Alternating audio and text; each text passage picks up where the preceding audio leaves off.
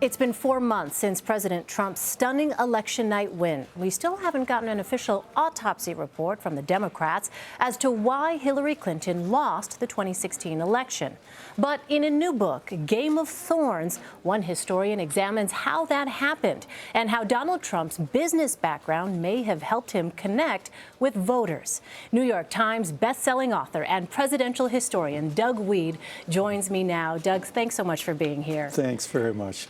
I want to talk about the book, so much to get to, but I also want to ask you about some news of the day. The situation that we've seen now, the Attorney General of the United States recusing himself into investigations into Russia.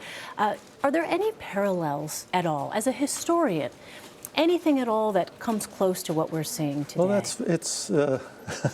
it's common. The administration I was in, the Secretary of Defense was John Tower was appointed, and he got tossed, of all things, alcoholism.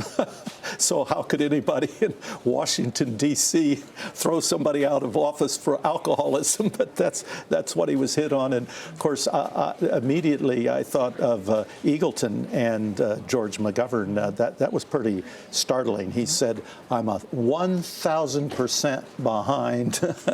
behind my vice presidential choice, and within a week he had to let him go. So those things happen. There is a turnover.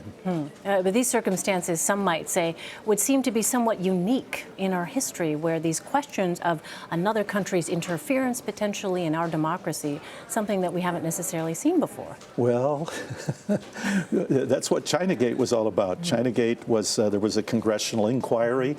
The Clintons, for example, went to a Chinese restaurant they loved in Little Rock, Arkansas.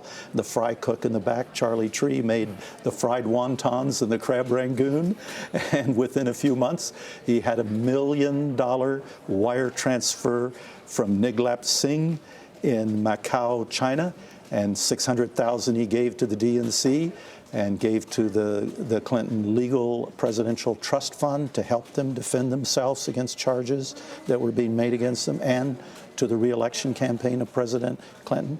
And there was a congressional inquiry, and the money had to be refunded. So interference from other countries is not only common, it's happened on both Democrat and Republican, and it's been from the beginning. Countries always try to get in here and mess with it. So I know things. I've got gray hair, and I'm an old guy, and I know it always looks brand new, and it's never happened before. But and Niglap Singh showed up here on the streets of Manhattan in 2015 with suitcases full of cash, was arrested by the FBI, bribing UN officials, and that became a big furor within the FBI. How far do we take this investigation? So other countries will always try to interfere, and this is, yes, everything's new, everything changes, everything stays the same. I'll quote the philosopher. All right, let's turn to your book, A Game of Thorns, and talk about President Trump here. He marketed himself, of course, for years as the face of the brand, which was him. And I wonder if you think that, looking at his campaign and how it was run, it's essentially a template for how other presidential campaigns from now on might be run. I think he has changed. It always changed. The cycles, each cycle introduces something new. Ours did back in 1988. So there's always something new that you learn that becomes a permanent part. But Hillary outspent him 8-1 if you count the super PAC and you count the soft money as well as the hard money. She had 249 newspaper endorsements. Trump had 19. She had 960,000 people on the ground that volunteered turnout the vote. Seemed to have everything. Outstaffed him 5-1. But what he had was $1 billion of earned media.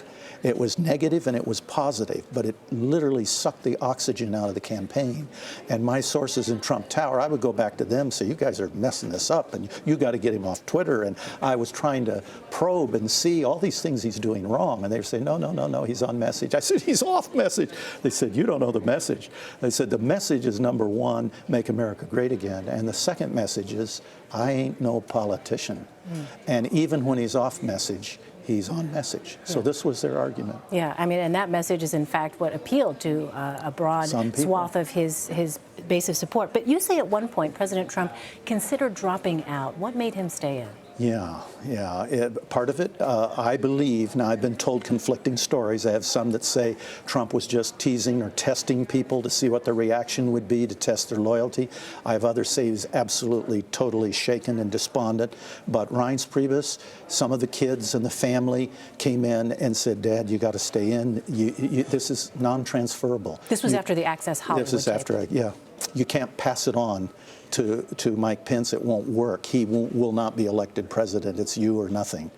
And the analogy was used of landing the plane. They say a pilot, when the engines go out on the plane or you run out of gas, they say one of the rules taught a pilot is you never stop piloting the plane. If you do, you'll die. So you have to keep all the way down. You have to look for an open field. You have to look for a highway. You have to watch out for the wires and the trees. As discouraged and despondent and panic as you are, keep doing everything that you can do right until that plane lands. And that's kind of what they did. They had people pressuring them to spend money on TV and not build a ground game. It's too late. Let's do what we can for the popular vote. But they built the ground game, and they managed to land the plane.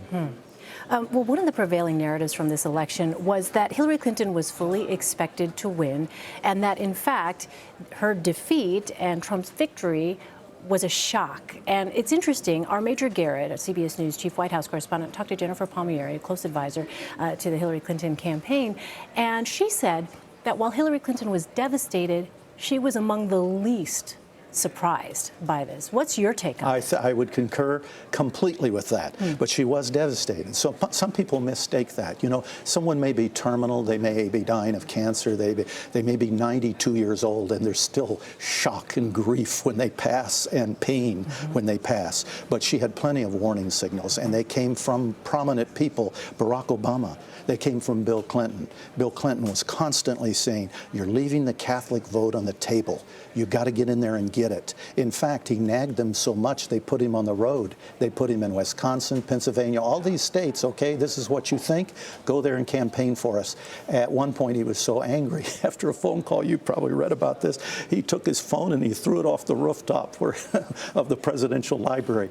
And President Obama was frustrated. He had one of his aides call the campaign and say, you're leaving the white evangelical vote. It's a check mark you aren't marking off. You're giving it to Trump. Try for it and ask for it. And they wouldn't do it. One of the interns in the campaign, the Clinton campaign, said to me that 4 years in a digital era is like light years. So at least he considered the Obama campaign old, and the Clinton campaign, Bill Clinton campaign, ancient.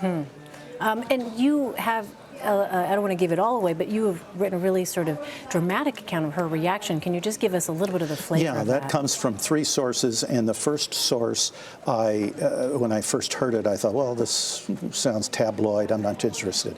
The second source came in, I said, you know, this is probably true, but I don't want to be associated with it personally, and I don't want to be involved. And when the third source came in, I said, okay, this is interesting. And then when I saw Ed Randell, who was the governor of Pennsylvania, on network TV, saying, I just left the suites, and she's very angry. It wasn't she's brokenhearted or dispirited or used the term angry. I thought, well, okay, I've got these 3 sources. Then I went to people who'd worked for the Clintons for many years, for decades actually.